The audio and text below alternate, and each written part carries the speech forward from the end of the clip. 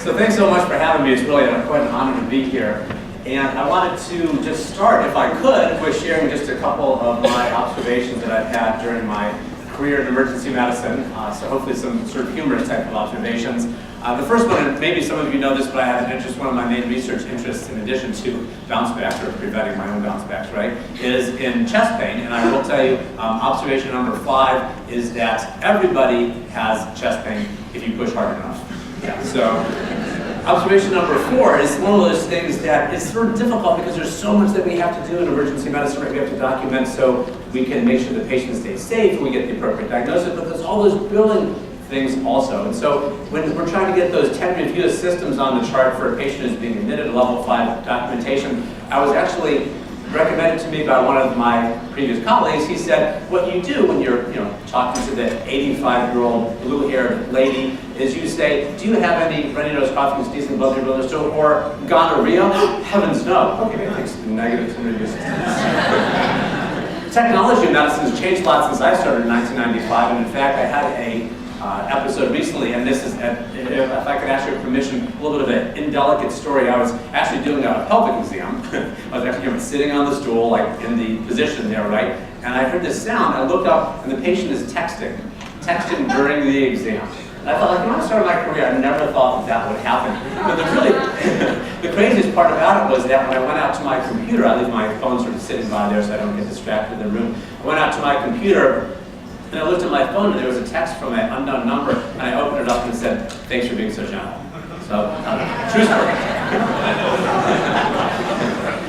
Well, one actually really true story is a patient that I saw. This is a few years ago, 28-year-old lady. She came in with flank pain. It was so bad, she was screaming, she was crying in flank pain. She came in by squad. And so, of course, I ran back to my computer as fast as I could to order the Dilaudid. But before I did that, I looked at her old records. She'd had 47 CAT scans. 47 CAT scans looking for a ureteral stone. And so, in the most humble of manner, I will say, I have to admit that I also ordered a CAT scan on the patient. The difference in mine, though, was in the indication. I did not write rule out ureteral stone, I wrote rule out cancer.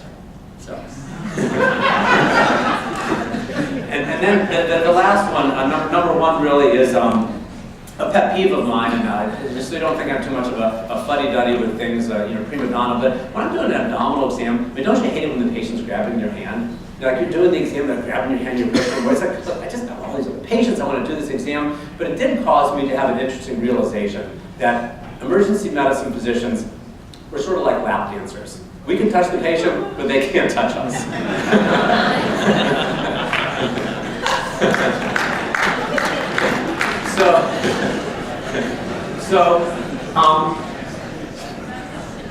When you give a lecture, the first rule, and I'm going to break this right now, the first rule you always like to hope with, you like to start with some decreased expectations.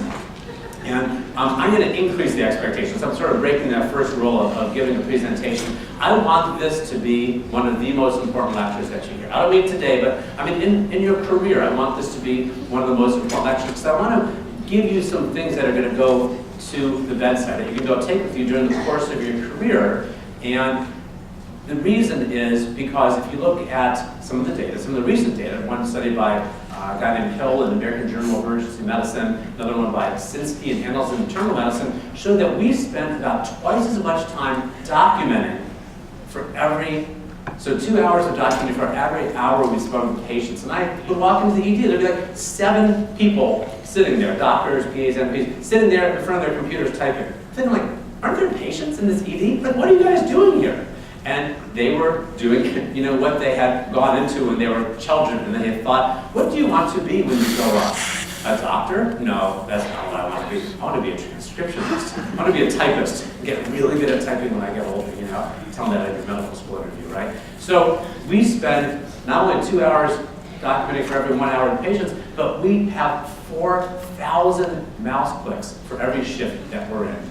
And no big surprise to all of us, right? But is there a way to think about documenting that we can change what we're doing? Because, when you think about wellness, it's not all about being well when you get home. And it's like great doing yoga and exercising and all those things that we like to do. But frankly, I'll share something of myself. I don't really have a problem being well when I'm home. The question is being well when you're at work. And when you have a defined endpoint, you're going to end your shift at 11 p.m., for example, and then you're there till 1 o'clock in the morning documented. That's why I want this lecture to be so important. Because it's an opportunity, I think, to save lives, not just a patient's life, and I'll tell you a story about that in just a sec, but to save our own lives. Because this is a marathon, it's not a sprint. And we need to figure out a sustainable way to move through our careers and to keep our satisfaction high, so we then, in turn, give that to patients. Now, as far as our own lives, of course, we want to save those. Of course, we want to do that, but we want to save patient lives, too. And a few years ago, I was walking out of the ED, and this is another true story, actually a true story. So I'm walking out of the ED, and bed number 1 is sort of right there before the double bay squad doors. It's 3 o'clock in the morning. I'm ready to get out, and I hear this yell from the door, "We need a doctor in here." So I looked at my name badge, looked down the hall, no one was there. So I walk in the room, the patient, 68-year-old lady, kind of pre-arrest type of situation, and she then arrested, and it was the other physician's patient, but we did the resuscitation together, unfortunately unsuccessful. This patient had a history of an abdominal aortic aneurysm and sat in the waiting room for an hour 15. Now you might be thinking, hour 15, that's pretty good. But the fact is this, is she presented with flank pain. I think about the golden hour of trauma. I think about the golden 45 minutes of a ruptured AAA. If you get there alive, that's about how much time you have, in my experience, before you crash and you die. And the physician who was doing the rest of the night shift was one of these physicians that typically did get out 1 or 2 hours after, because the documentation that they did, I mean, they wrote their novella, the great American novel on every chart that they wrote. So the fact is that a focused and quick and appropriate documentation is way better, not only for that one patient, but for our whole flow, because we're really running the room in the emergency department. We can learn how to manage one patient, certainly, but knowing how to manage and to run a whole ED is a whole other story. That's something you gain partly with experience, but if we are spending that amount of time documenting for every patient that we're seeing, we're in the end going to have those patients that wait longer than they need to, and sometimes we'll have bad events. I am guessing that if it was a different physician working that shift, I don't know this for sure, I haven't done a trial on it, but if there was a different physician working that shift, possibly that patient would still be alive. Now, what I'd like to do today is just to do 3 things. And what we'll do is we're going to look at just a few of the non-legal things, but all of that in the context of patient safety, because that's really what we're here for. And what I'm going to do is I'm going to take a whole bunch of cases. We're going to look at specific examples of documentation. Nothing has been changed. There's no kept the stuff. Even some of the patients' names will actually still be on this documentation.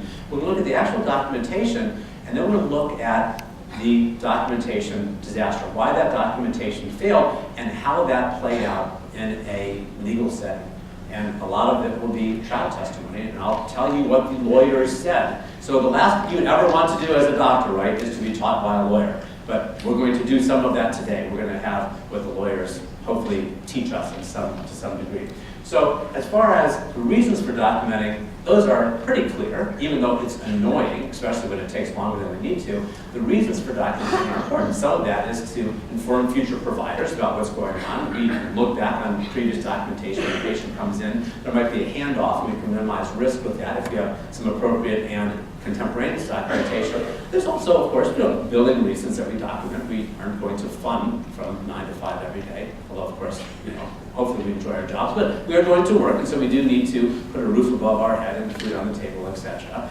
In addition to that, we also want to document in a way that's medically legally defensible, right? So we do all that, but one thing I'd like to wrap all of this in, to use all this as a framework, to ask the next question. Can we somehow use the act of documentation to make patients safer?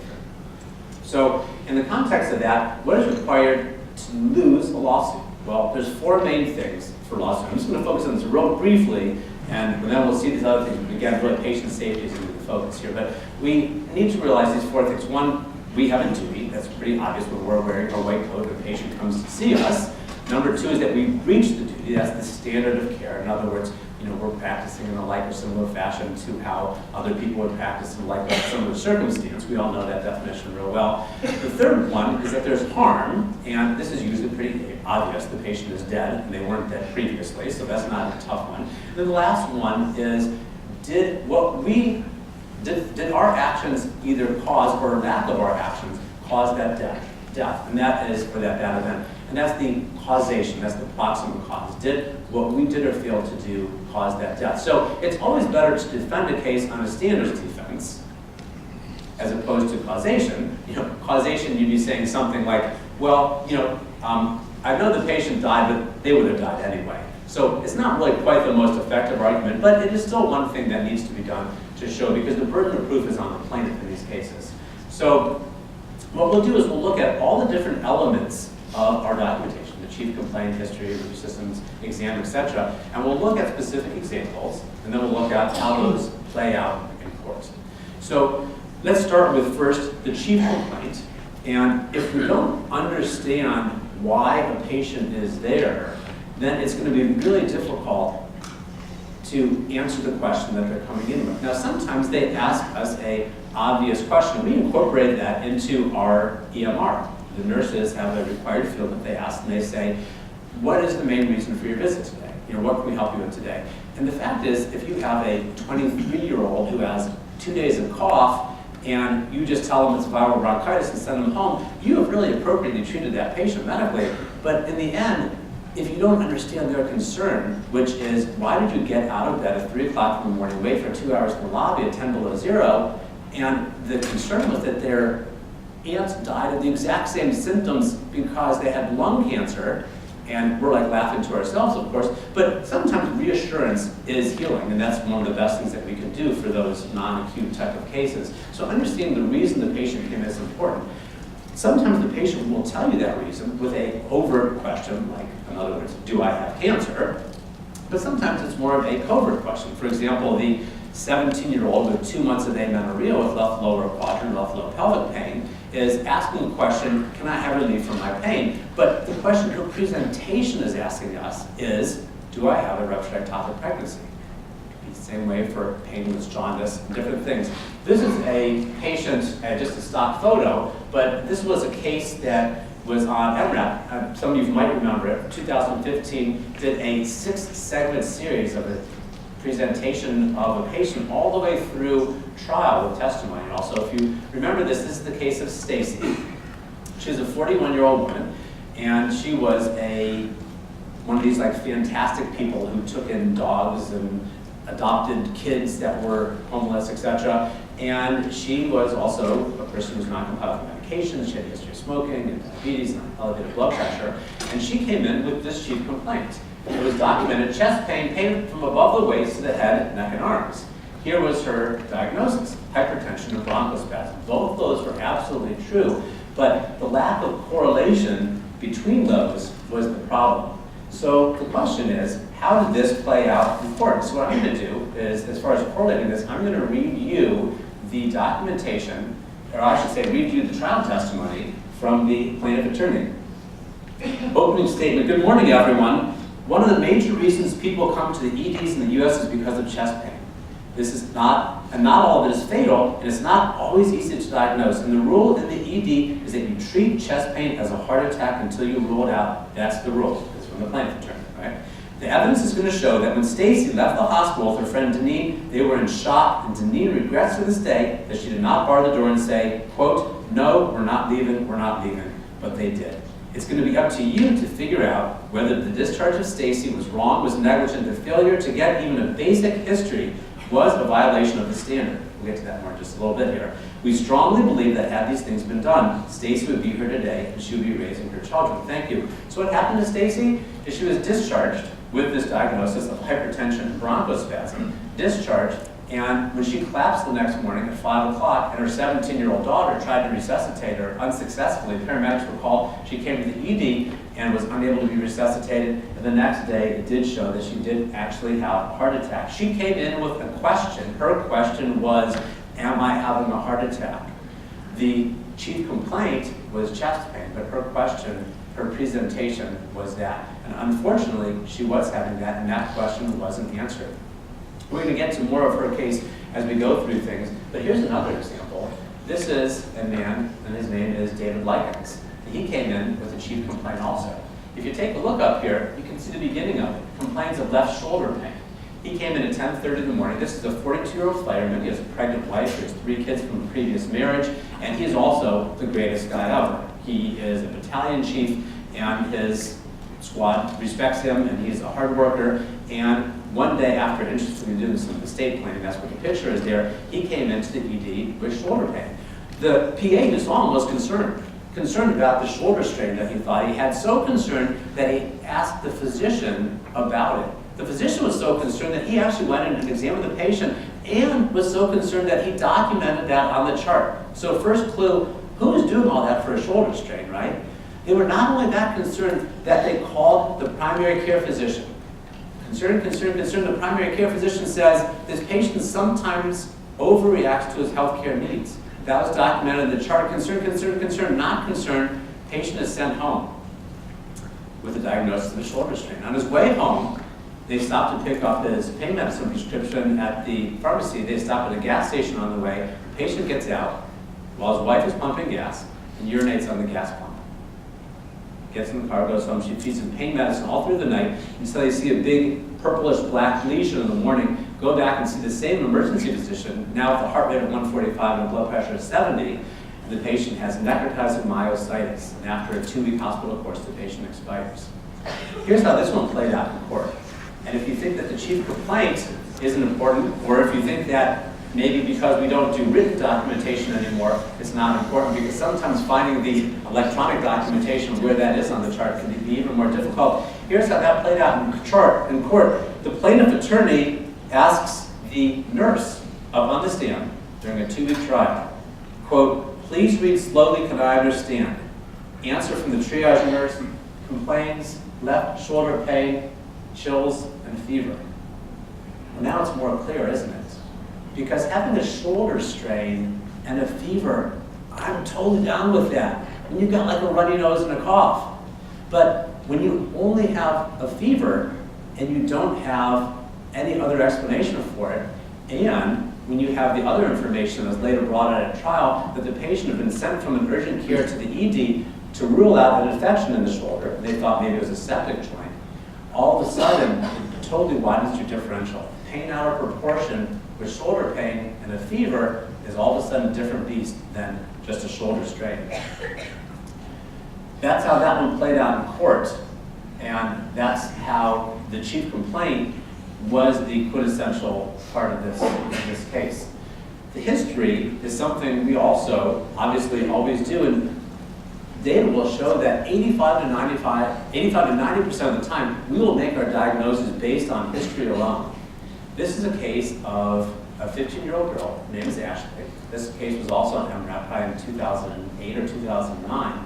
It's a 15-year-old girl who had several days of right lower quadrant abdominal pain and went into the emergency department and was seen by a board-certified emergency physician who trained in one of the top programs in the country. And this is the documentation of her abdominal pain. Today, the patient noted gradual onset of right lower aching, which worsened over the day. Now, there are some elements of a history in here, without a doubt, but this is the complaint of abdominal pain, and some of it doesn't really make total sense. Like, it started gradually earlier today, and it's 1:02 in the morning. So, what did they start driving to the ED thinking maybe I'll develop abdominal pain? Hard to say for sure, but look at the rest of the documentation that doesn't have a lot of these elements that we learn as a medical student to put in our history. The first part here says she's a 15-year-old, she's in good health, no abdominal surgeries. Her last menstrual period just finished. That'll be important in just a second. And the last part of the documentation, nausea without emesis, but also you note down here on the bottom, positive fevers and chills. But what happened is this patient was handed off to the receiving doctor at 3 o'clock in the morning. She had a CAT scan done. She had some labs done. She had a CAT scan that was read as showing possible hemorrhagic ovarian cyst. Well, again, possible hemorrhagic ovarian cyst in a 15-year-old who has right lower quadrant pain, I'm totally fine with that. But have we correlated the rest of this? This story, this statement of fevers, to me, requires a follow-up question. I had a college roommate. He prided himself on being a good listener. That's, by the way, my New Year's resolution every year. It has to be every subsequent year because I never really meet it. But he prided himself on being a good listener. And he had his favorite college professor over one night for dinner. We lived in this place senior year of college, whatever. So he's asking his professor, "Oh, I heard you were in Europe this summer. Tell me about it." And so the professor says, "Yes, my girlfriend and I were there. We were in Italy. We happened upon the street protest. There was some tear gas. And we ended up getting arrested and thrown into jail." And my college roommate, the good listener, says, "Wow, interesting. What other countries did you visit?"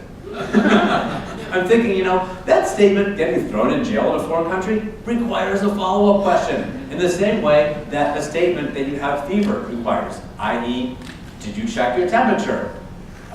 No, I felt cold. Well, so I asked you if you had a fever and felt hot, but you said, yes, I did feel hot, I felt cold, right? So, or, yeah, I took Tylenol right before, or I did check it. So when you have these buzzwords in here, sometimes these require follow-up questions. In the same way with the chief complaint, when you have something like, lethargy is documented, or worst headache of life, that's fine, but we need to address that in our history.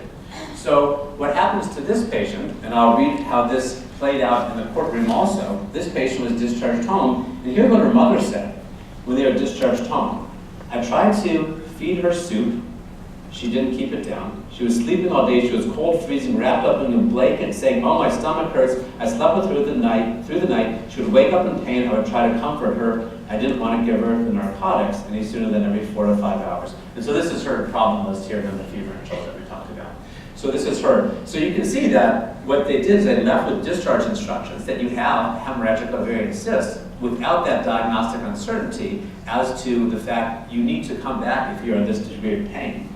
She returned the next day, and this is how the surgeon, who eventually, after 8 more hours in the operating room with the obstetrician, with the gynecologist, I should say, and the surgeons were bantering back and forth about who was going to take this patient to the OR.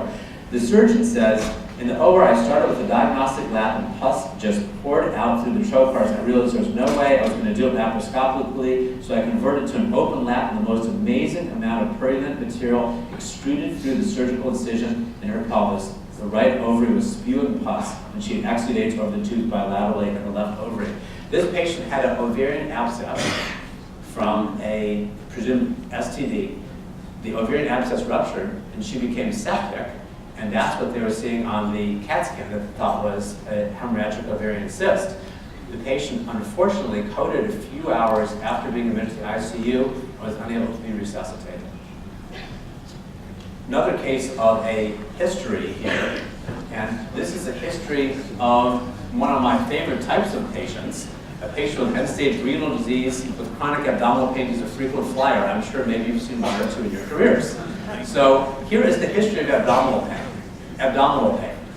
There's a lot of words here, right? This is the great American novel, yeah? So this is a patient that your first-year medical student, when they came up to you and said, "Here's the history of the abdominal pain. She has abdominal pain."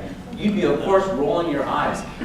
I'm totally fine with putting past history, all different kinds of things in the history, but the history of present illness needs to be that, and that's the biggest fallacy, the biggest problem that I see with the medical legal cases that I review is that the biggest ability that we have, the most powerful ability we have to make an appropriate diagnosis is the history, and it's not typically the history of present illness. So we have all this stuff wrapped up in there, and again, it's fine to put that in there, but when you have abdominal pain, but you also have a patient who had an ischemic limb with the previous recent admission, who has a history of narcotic dependence, and who's a poor historian, and is unwilling to answer questions, you have to start thinking to yourself, why is this patient unable to answer questions? So I'll tell you the reason why, because I saw the patient when they bounced back. They bounced back by squat after a seizure, and with decreased level of consciousness, this patient had ischemic valve. They opened her up, it was black, they closed her up, and she died 2 hours later. I'll tell you why she was unable to answer questions and why she was demanding pain medicine. It's because she also had this pain out of proportion, and because she probably was encephalopathic. In the same way that the fireman had that labile indifference, that sort of encephalopathy that you can get with a necrotizing infection. So how did this one play out when we, well, actually, let me just wrap the history part up so we can, and there's time to keep moving. Wrapping the history up, I'll actually give you some trial testimony from Stacy. So she was the 41-year-old who died the next day. Here's how that played out in court. And this is the question asked from the plaintiff attorney to the emergency physician. Condescending, demeaning, the type of question you will never want to be asked on the stand. Question, now in order to put the pieces of the puzzle together for what is causing chest pain, you need to get an accurate history, don't you? Yes, sir. Question, you don't need to just take the patient's word for it. There are criteria for doctors to probe into exactly what the nature of the pain is. Isn't that correct? And shouldn't those questions have been asked? Yes, sir, they typically would be asked. Question, and the reason they need to be asked is because we're dealing with something that can be missed, and you need as much information as possible to put the puzzle together. And the answer is yes, sir. That's somewhere we never want to be. We never want to be on the stand when someone's telling us about the importance of the history. Let's utilize the most powerful part of the patient's presentation to get an accurate history. If we don't get accurate data on which to base our decision, we're not going to be able to make an accurate decision. I'm going to go through review systems pretty quickly, and that's just to say this. If you admit a patient or get a level 5, you need 10. If it's level 4, you only need 2. So there's no point in asking 10 review systems on every single patient that you see. 2 reasons. 1, it takes extra time. Another reason is that oftentimes it's maybe not exactly truthful, the stuff we put down as far as review systems. The third reason is they might answer yes to some of those questions. So if we don't ask at all, like, and do you have gonorrhea, and have them say no to all of them, right? But if we actually give them an opportunity to answer some of those questions, they likely will answer yes. And then we're going to have to be exploring down all kinds of rabbit holes that we don't want to go into. So remember our progression here. We're down to physical exam. This is the patient that came in our ED, was seen by one of our good emergency physicians, and this is a patient. She was a cat lady. She was a lady that was all of these things you see documented on here, and she was out of her anxiety medicine. She came with a heart rate of 140. She was given some anxiety medicines. She had a heart rate that improved to 120, and then she was discharged with a diagnosis of anxiety. Well, you know, here's the deal. The physician was absolutely right. This patient was anxious. But the thing is, she wasn't anxious because she was withdrawn from her anxiety medicines, although it certainly could have played a part. She was anxious because she had a PE that was going to kill her in 2 days. When she was found dead 2 days later, with her cats around her, her sister decided to sue this emergency physician. Here's what was on the chart. Obese, malodorous, and disheveled. Now look, I'm happy to have you put that on the chart when you're trying to, confine a patient against their will or adult protective services type of thing. But why would we put obese on the chart when we could just as easily write something like patient weighs 320 pounds, stated weight, and their stated height is 4'8". You can draw your own conclusion. So why not keep it objective? The physical exam is an opportunity for us to paint a picture, for us to be heavyweight, to paint a picture as to what is happening at the time when we're in the room. So that kid that's running down the hall with the parents chasing behind them, laughing and screaming and totally happy, that's our rebuttal to the lethargy that was put in the chief complaint note. It's an opportunity for us to describe what's happening. And so frequently, I just see this whole alert and oriented times 3, well-nourished and well-developed. That doesn't tell me what's going on with the patient. How did the physical exam get documented in the patient with the end-stage renal disease, with the chronic abdominal pain? It got documented this way. Remember how their history read about refusing to answer questions, being a poor historian?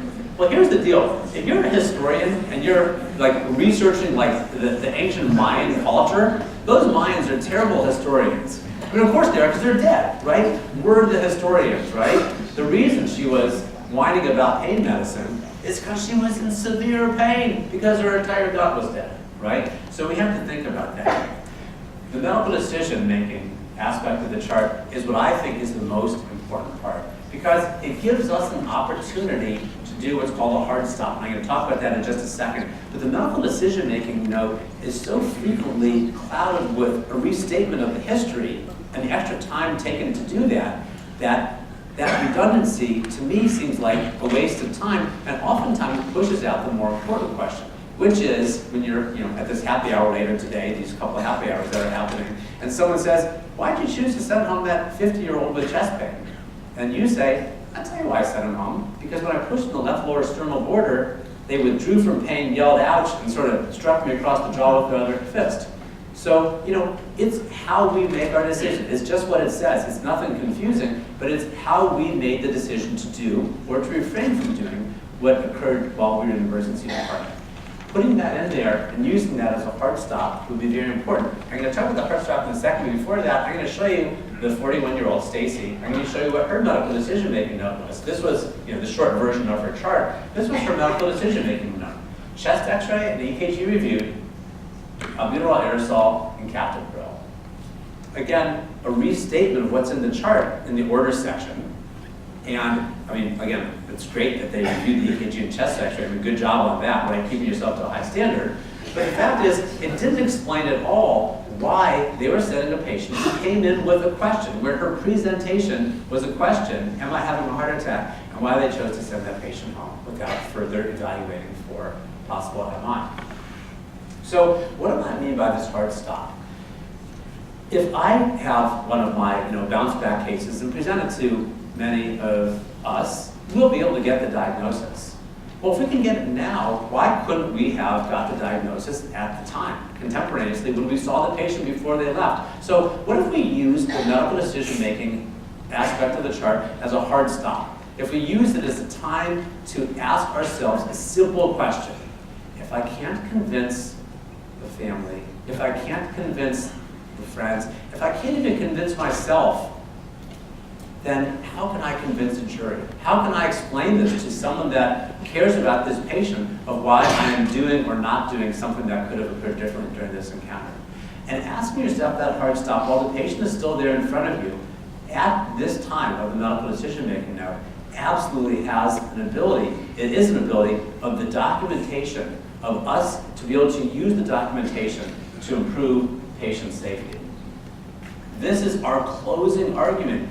Not in a medical legal type of case, but in any type of case, it's our does the gloves fit moment. It's our ability to say, ladies and gentlemen of the jury, this is why I chose to send home this 23-year-old on birth control pills who has some, blood streaks. Why I chose to send that patient home, i.e., because their 3 siblings all have the exact same symptoms and they all have URIs, etc. So whatever the reason. But it's our ability to make that closing argument about every case that we see. So let me move past that one just briefly here to the diagnosis and plan, and then I'm going to present just a couple of the more frequent questions that I get at some of these presentations and address some of those things that you might be thinking of. But final part, and this is, in some ways, as Steve Cluciello has said, our last chance to get it right. But our diagnosis and our discharge instructions, it's way more important for us to utilize the ability of the family and friends that are caring for the patient. And we saw that with some of these patients here. The 15-year-old whose mother continued to feed her Vicodin, or the 42-year-old fireman whose wife continued to feed that patient pain medicines, is why not utilize them to continue to monitor the patient after they go home, to explain to them, not all the time, for those few cases of shift where there is some diagnostic uncertainty, that look, there's a possibility that this bad thing is going on. We think it's really unlikely. I'm totally comfortable sending the patient home, but if they have these few things, you need to come back right away for that. If that would have been done with almost all the cases that we have here, likely we wouldn't be talking about those cases now. As far as the aftercare instructions, they aren't nearly as medically legally protective as we'd like to think, and some of the data has blown that out also. So if we do have something that's super important to us, I would recommend, as well as putting it in the aftercare instructions, also documenting that in your medical decision-making note. I discussed with the family, I think it's really unlikely this patient has appendicitis. However, they understand and agree to return immediately if the pain is worse, with fever, with vomiting, and if they still have any pain whatsoever, return in 12 hours. That's the way that a chart will be as close to bulletproof as possible, not only legally, but also as far as protection of the patient's safety. So I have 4 questions, and I'm going to wrap it up with some conclusions here. So 4 questions that I'm asked frequently. One is, should I document that it's busy? You can see from this, probably you know what my answer to that is, but it's a dangerous game to document that it's busy. It's probably helpful when your chairperson decides that your throughput numbers weren't quite as robust as they would have liked them to be, but the question is, how does that play out in the courtroom? And I'll tell you, with this case, as well as another case that I'm working with, here's what the plaintiff attorney does, is they subpoena the record. This is actually the record that was given to the plaintiff attorney showing the emergency department log for this day. And this presentation here, and you can look back at the patient that presented before the patient came in. This is the actual log, and they know how much acuity was there at the time. So you saying that you're overwhelmed, to me, doesn't really feel like that's an argument that you've taken the best care of the patient as possible. How about documenting the patient as a jerk? I mean, the fact is this, a lot of our patients are jerks, but we don't have to like all of our patients. I mean, I don't like all my patients. I don't like all the people that I work with. I'm not even like all my kids, I'm just kidding, I love all my kids. I got 12 of them. But we have 4 kids. So, 4 kids. I love them all equally. The fact is we don't have to like all of our patients. Of course we don't. But here's what happens, I think, when you're documenting the patient's a jerk. Now, it's fine when the patient's suicidal, and it's a good idea, or maybe when they're disruptive, etc., to put that on the chart, maybe the exact quote that they say. But here's what happens when you document that the patient's a jerk because they were yelling expletives at you, and then they die the next day. Well, what does the jury think? It's like, oh, that poor emergency physician, they had to deal with the patient sounding expletives at them, that was so terrible. Or do they think the next day, when they hear a testimony about how this wonderful patient, took in stray kittens and, always gave their nephews and nieces, Christmas presents, do they think the reason that patient was being a jerk is because they were trying to advocate for their own medical care? And ultimately, they were unsuccessful because they got sent home and died. That's how it would be termed. There was a case that Alma-Matu and actually Swami and I, as well as Mark Calvert, an attorney in Texas, did just last year, maybe it was a year and a half ago on MRAP. There's a patient who came in, was having a STEMI, got admitted to the ICU instead of going to the cath lab. The family was so disruptive that they were removed by security. How does that play out the next day when that patient has that bad event because they had a 6-hour delay in time is muscle? Well, it plays out the fact that they're trying to advocate for their loved one's care, and they were unsuccessful, unfortunately. Next question is, should you include data in your documentation, i.e. PERC negative? Well, I'm not going to ask you to do this, but I'm guessing that if I ask anybody to stand up in a room of all of their peers and to state all of the PERC criteria, verbatim from the back of their heads, we know almost all of them, but do we know 100% for sure all of them? And the fact is this, I'm 53 years old, I'm PERC positive right now. Of course, there's no PERC positive, it's only PERC negative, right? But I'm not having a PE. And so, there's not only the criteria as far as the symptoms, but there's also the objective things that you find. So it's great, it would be great if you use MD-Cal. But the fact is, I would prefer to have those specific elements listed on there as opposed to just saying PERC negative, because if the patient wasn't really PERC negative, and you made a clinical decision on erroneous assessment as far as what the patient's going on, that to me seems like that would give you some problems later with some of the medical legal aspects. So, let me close things out by summarizing the 5 main points. We started off with the top 5 list of some sort of slightly humorous things, but top 5 things I'd like you to take away from this lecture. And the first one is that make sure that when we see patients, understand the questions being asked, either overtly or covertly by the patient's presentation. If it's at a hard-to-find spot of our EMR, the fact is EMRs are not meant to come out of the box and be used by us. They're meant to be altered for our own specific practice scenarios. So trying to get the chief complaint roll onto the physician note and moving it from that drawer to our drawer, there's all different kinds of techniques that we can use, but it's vital that we understand why a patient presents to the emergency department. Make sure that the history of present illness is actually a history of present illness. This, of all the things that I'm talking about, is the biggest problem that I see. We saw with that patient who with the end-stage renal disease, a high-risk patient, her history of abdominal pain was abdominal pain. It wasn't a history at all.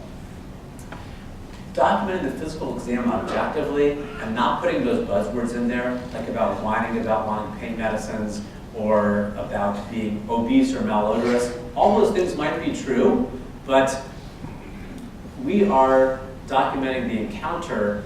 We're not just reporting the event. So looking at the way the patient presents and thinking about how that would be perceived later, or maybe even thinking about the bias that would affect us, is super important to do. Number 2, as far as the top 10, using our medical decision making as a hard stop and making sure that we ask ourselves that question: are we comfortable with the diagnosis that we're signing, with the management we're giving this patient based on the way that this patient presented? And then the last thing is, I want to make sure that you realize, I don't want us to think about some of these things and think about patients as adversaries. What I want to do is try to avoid practicing defensive medicine, but try to evaluate and document